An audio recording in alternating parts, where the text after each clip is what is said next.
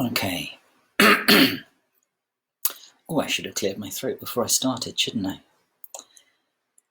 Okay, I think Facebook is live.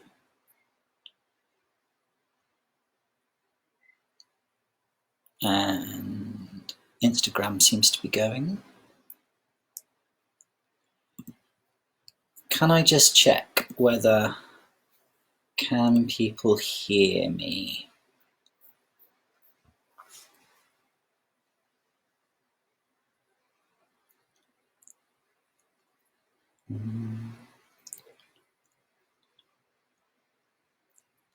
Thanks, Tom.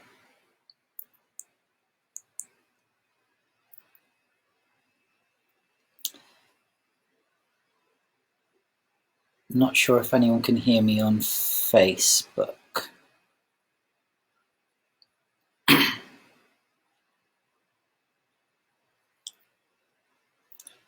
If anyone's watching on Facebook, could you give me a wave or?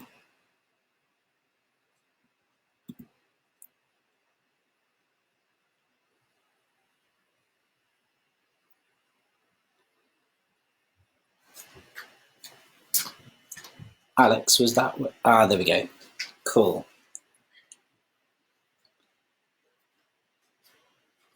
Okay, let's get started. Hello, everybody. My name's Peter Darney, and thank you very much to the King's Head Theatre for asking me to be a part of the live takeover. This is a Q&A session, so at any time, if you've got any questions for me, they would be massively appreciated because I haven't spoken to anyone for several weeks, and it's highly likely that I will talk gibberish or run out of things to say. So please do butt in and give me questions if you have them on Instagram or on Facebook. So I am a writer, director, and a producer. I might just start by saying a little bit about how I started out down the road. So I started by, I trained as an actor, first of all. I went to the Royal Welsh College of Music and Drama, and I did 3 years at drama school. And when I graduated, I became an actor. And I was lucky, actually. I won something called the Carlton Hobbs Award, which meant that I went straight into working for BBC Radio Drama for a year out of drama school. On all the various radio dramas. Whenever it said all other parts played by members of the company, that was usually me. So that was a really great start to things. And I spent my first 5 years of my career working in radio, theatre, a bit of TV and film. And it just wasn't for me. It didn't give me the fulfillment that I thought it was going to. It was actually, I was finding it wasn't a particularly healthy life choice for me. I couldn't cope with auditions very well. So I decided to stop and took a couple of years out sort of reflecting on what I wanted to do. And I'd always really, really enjoyed directing. And I'd always liked the idea of being able to affect the whole picture rather than just my part within it. So I went and retrained as a director. I did an MA in theatre directing at St Mary's University College in Twickenham. And then I started working on the Fringe. So my first show was Beautiful Thing at Battersea Arts Centre, which had, I think, potentially the best set I've ever had in my life because it was graffitied by the same graffiti artist that had done Fatboy Slim's album cover, which I was particularly proud of. When we had to break that up, I nearly died. That was a sad day, but that was a really cool show and I really enjoyed it. And the next thing I did, strangely, was a production of Arden of Faversham, which is 1592, potentially the first ever murder mystery play. I'm sure that there are going to be loads of people now that saying it isn't. The first true life murder mystery play. My interest, though, primarily has always been in work. I define as a queer theatre maker, a queer artist, with an interest in talking about marginalized people, helping people understand or shedding light on perspectives and stories that might not normally be talked about, which has kind of made me some of the work a bit niche, but has also been fantastic because it's always been things that I have been really passionate about. So after that, we went to, I took a play called Mysterious Skin to Edinburgh, working with the Drill Hall, which sadly isn't here anymore, but that was the queer theatre in London. There's now RADA Studios, and they were really wonderful and helped me take the play up to Edinburgh, where it did very well. And we went back to them for performances in London, and we also took it over to Dublin, to the Gay Theatre Festival in Dublin, where I've been several times. And it was fortunate enough to win a couple of awards over there, which was really cool. So from there, what happened next? From there, I really was enjoying working. I was really enjoying working in new writing, but I was also really enjoying the classics as well. So next we did Ardham of Faversham at the Rose Playhouse. And that was really exciting.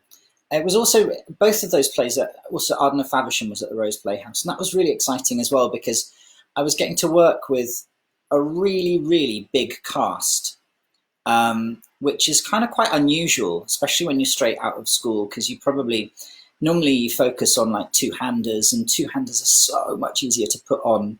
But there's just something I love about the big cast productions. I'm wondering if this is a question that's come up on Insta. Do I press something? What's your favourite of your own works? I'm also Carlton Hobbs runner-up. Oh, favourite of my own works? Gosh, I don't know. You kind of like, when you work on things, they become your babies, and you love them so much, and you kind of think that nothing else you ever do will ever be as good, whilst also being terrified that it's going to be shit. And then there comes the moment where you give birth to your child and you let it go, and your actors take it on, and you start to move on to the next thing. So I don't know, while you're working on them, everything that you're doing as you're going along is the best thing that you've ever done, and nothing's ever going to be this good again, whilst at the same time you're terrified that it's awful. So yeah, after we went up to Edinburgh again with two plays, one that I'd been working on with Soho Theatre called Frank Sent Me, which had won the best play for Writers' Avenue, and another one called Signal Failure by an incredibly talented writer called Sasha Ellen. And Signal Failure, actually, we were invited from Edinburgh to go to Soho Playhouse in New York for a 6-week run.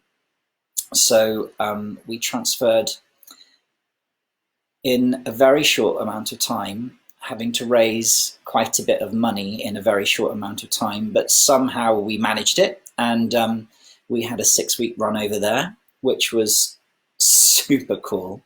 And also, like,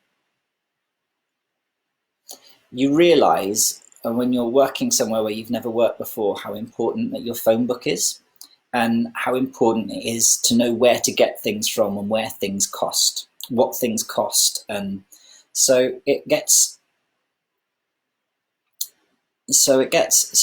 a really tricky thing to do. I just had a question. Can you talk a bit about how you found those opportunities for Edinburgh? Um, with Frank sent me and with Mysterious Skin, a producer helped me and the Drill Hall helped me.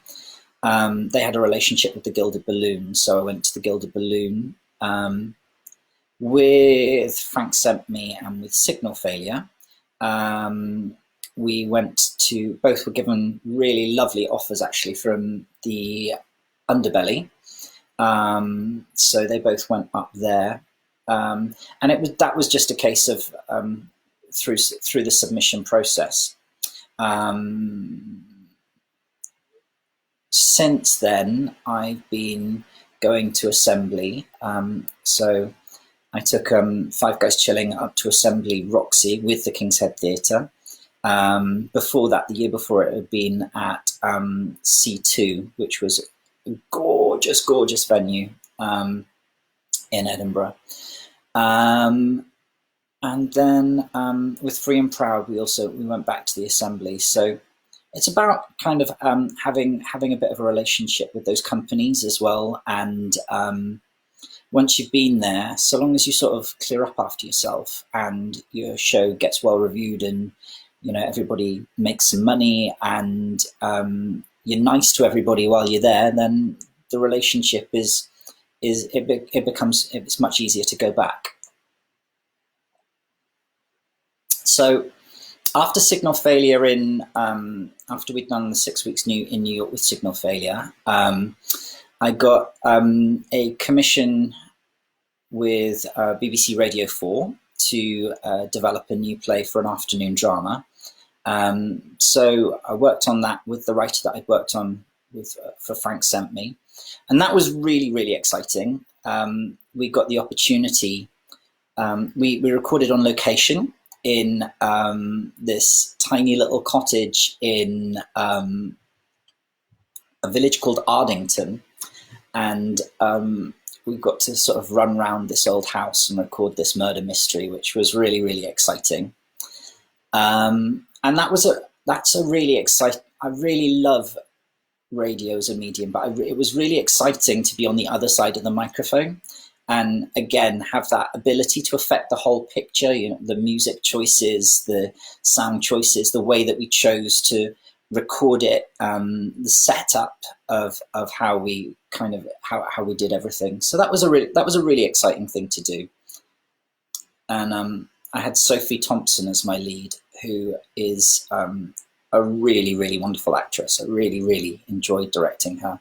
It was really nice. And then after that, I was really kind of feeling like I was enjoying working. I was enjoying the new writing and I was enjoying developing writers, but I was also feeling like I really, really wanted to write myself. And I think I know that I'd always wanted to do it, and I'd always been a bit scared of it because I kind of felt like I wanted to do it so badly that if I did it badly and it didn't go well, then it would be so disappointing. And you come to the point where you realize what's really disappointing is not trying to do what you really, really want to do. So I decided that I'd go verbatim first, and I had this meeting with Nikki from the other place in Brighton, who'd seen one of my shows in Edinburgh and wanted it to transfer there for Brighton Fringe Festival. And she said to me, we were having this meeting. She was, "Oh, darling, have you got anything else?" And it was one of those moments where before you've even thought about what you're going to say, out of your mouth falls a verbatim drama about the chemsex epidemic. And she asked me what that was, and I explained, and she went, "Oh, fabulous, you can have the other bank holiday weekend." And then I was like, "Oh, great." And now I have to write it because I hadn't even started. I hadn't really fully formed the idea. So I wrote Five Guys Chilling, which was then called Four Guys Chilling. And it started May 2015 at the other place. And we were absolutely terrified because there was absolutely nothing to compare it to in terms of how graphic it was, how frank about and also the fact that we'd put the fourth wall in. I'd chosen to put the fourth wall in verbatim, which no one had done before, and so there were a lot of it was very experimental, really, and we really didn't know how people would take it. Would people walk out? Would we be picketed? And it went fantastically, although many people did walk out every night. And that's where the King's Head came, and they saw it and invited us to come for a run with them in October that year.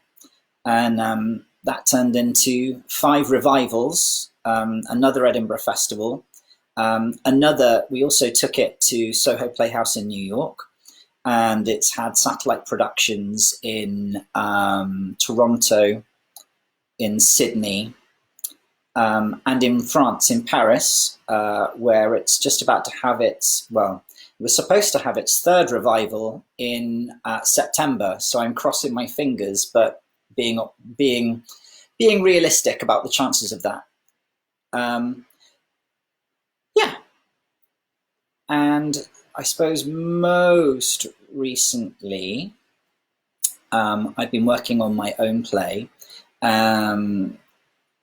called A Tidy Boy, which is based in my hometown of Neath. And for me, Five Guys Chilling, I've been working with Film Cymru, which is like the equivalent of the BFI in Wales. I've been working with them on a screenplay, which is based on some of those ideas. And it had been so amazing to feel so supported, and great to get funding, but just to feel like so supported, and to have people's time and people's belief and people really behind you at something that is a new venture for you. And so that was really, really exciting. And I'd been back in Wales quite a lot, which is where I'm from. I'm from Neath in South Wales. And I'd always fancied writing a play set in my hometown, because there's never been a play set in Neath. And so I started writing A Tidy Boy.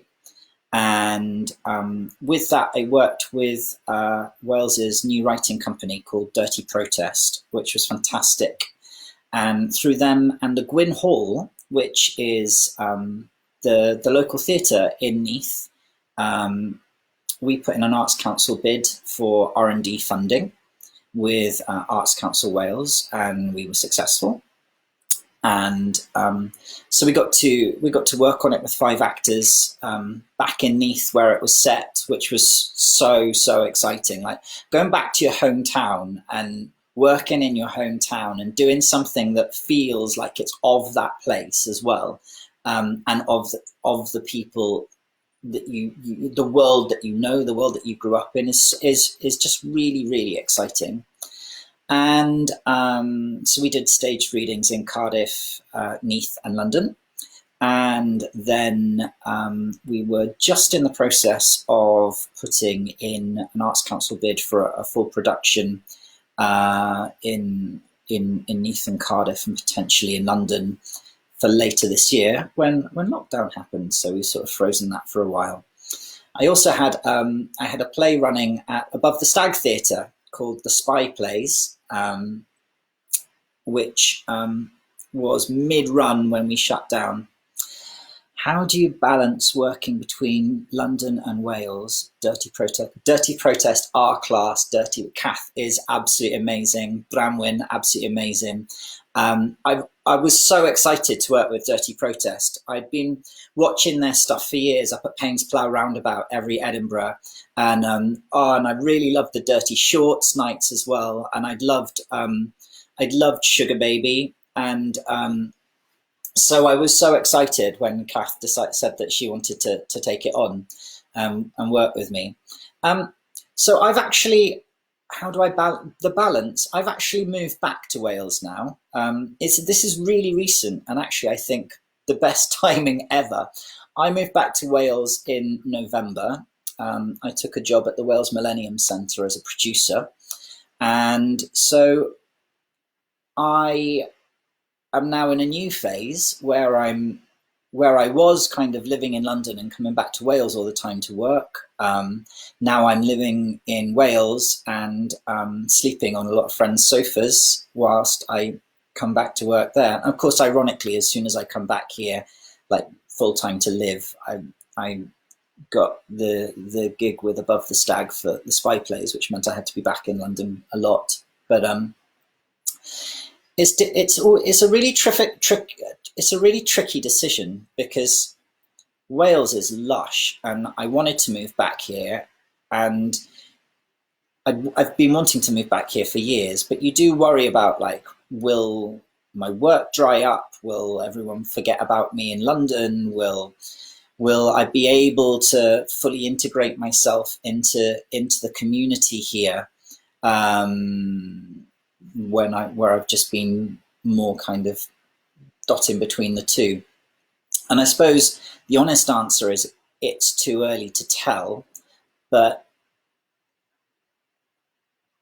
I've always been really excited by regional theatre, and I've always been really excited. And I mean, I wouldn't count here as regional theatre because Cardiff is our capital. But working in Neath, there's a ton of people that want access to the arts, that are excited by the arts, that want to see their narrative, that don't get the chance in the same way as people, in the urban settings do. So that was a really exciting opportunity to go back and put something on in your hometown where there's never been a play reading before, and no one really, like, the box office had to explain to people what a play reading was, and actually we had to explain to the box office what a play reading was because it's not what they do. It's not part of the local artistic ecology. So that was a really exciting thing, to be able to do that. Have I got any more questions? I'm just going to check for questions now. I've not had any through on Facebook as yet. I hope I'm not missing anything on Facebook. Let me just check. No. Okay.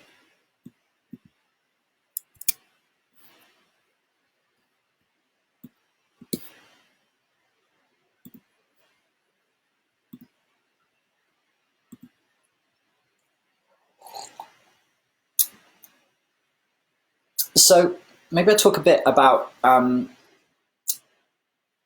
how the film opportunities have come about since I've been. So with Five Guys Chilling, I wrote a film that was based on it, and it was. What's the best piece of advice you could give actors for auditions? It's so funny because I've been on both sides of the table, obviously, and I absolutely hated auditioning as an actor. And it's funny because we were always told, think about, as a director, and when I'm directing something, when I'm casting something, I have a problem. And every person that walks through the door, I'm praying is the solution to my problem. I want them to be good. I want them to enjoy themselves. I'm grateful that they've given their time to come and meet me. I want them to have a good experience auditioning for me, and I want them to feel relaxed to do their best work. And it's so hard because I remember as an actor thinking, I know now how many times I talked myself out of jobs. And it's amazing how many actors come in having already decided that they don't have the part and spend the audition talking themselves out of the part. You can just see that they've just decided that they're not going to get it, or that they're not going to be quite right for it. And it's funny because although you have really set ideas as you often have quite set ideas as a director, a good director is also flexible. And if somebody bowls you a curveball and does something that you weren't expecting, then that's really, really exciting. So, and also, even if maybe you're not right for the part, the old adage it's really true that a good audition can pay years later. I've given people jobs with me 3 or 4 years after they auditioned for me, who did fantastic auditions, were not right, or often it's not even that they're not right, but you're putting together a jigsaw puzzle. And if you can only cast one person in this role, that sometimes eliminates the person that you want in another role in order to fit the right puzzle together. But it's genuinely true that years later, I've given jobs to actors who probably forgot they even met me, because I remembered them from years ago. So I think you just have to enjoy yourself. Like, if you're a banker and you make a mistake, then the bank loses millions of pounds. If you're a doctor, I've got a friend who's a doctor, and if you make a mistake as a doctor, somebody dies. We don't die. Like, it's not that bad. Like, enjoy it. You've got to enjoy it. You've got to enjoy the ride. Otherwise, find a way to learn to enjoy the ride. Find a way to enjoy the experience of making a new connection. And, I think you have to not think like, if I don't get this job, I'm a bad actor. If I don't get this job, like, desperation is a terrible thing. Like, it doesn't take you to a good place. So I think you have to get a little bit zen about it. I've got another question here. I feel so out of it as a new actor based in Edinburgh. I wonder how I can get auditions. I don't know about Edinburgh, but I know that, here in Cardiff, which is going to be fairly similar, I think, we have a thriving community of actors, artists, directors, writers, who live here, make work here. So there are lots of Facebook groups. I think you can't overestimate the power of actually just going to your local theatre. Go to the theatres, go to the fringe theatres. If you turn up to everything, your face becomes familiar. You get talking to people.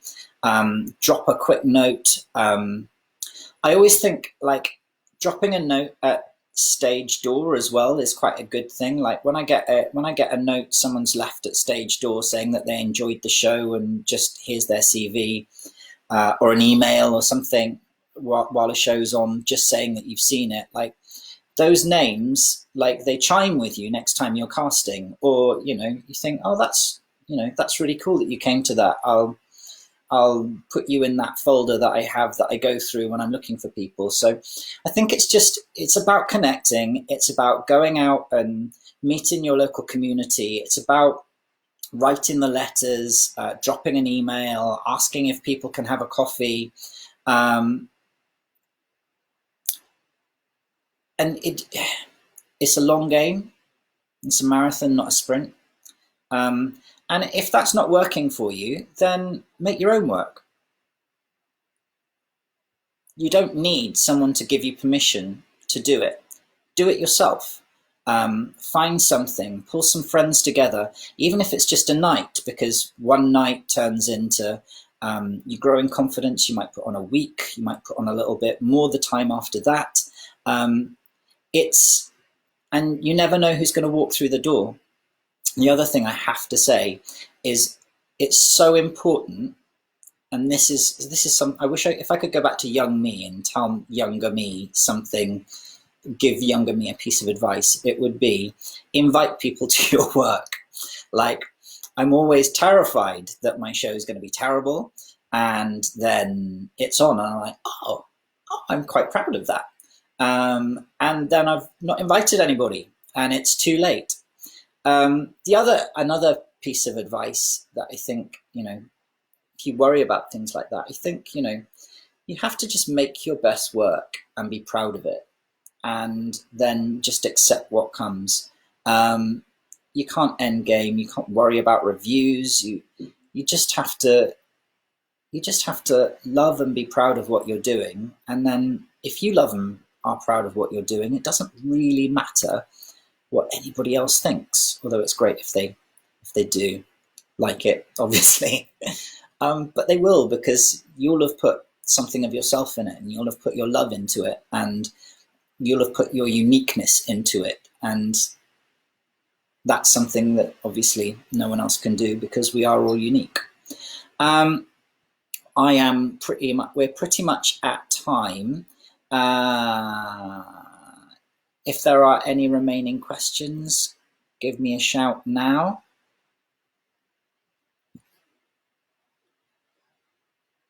If not, just remember, please, that these are every day, Monday to Friday. So there will be another one tomorrow on Wednesday. If you check on the King's Head social media stream, you can see what's coming up for the week. And thanks to the King's Head for having me today. And if anybody just if you check on King's Head's page at the moment, I know that people are.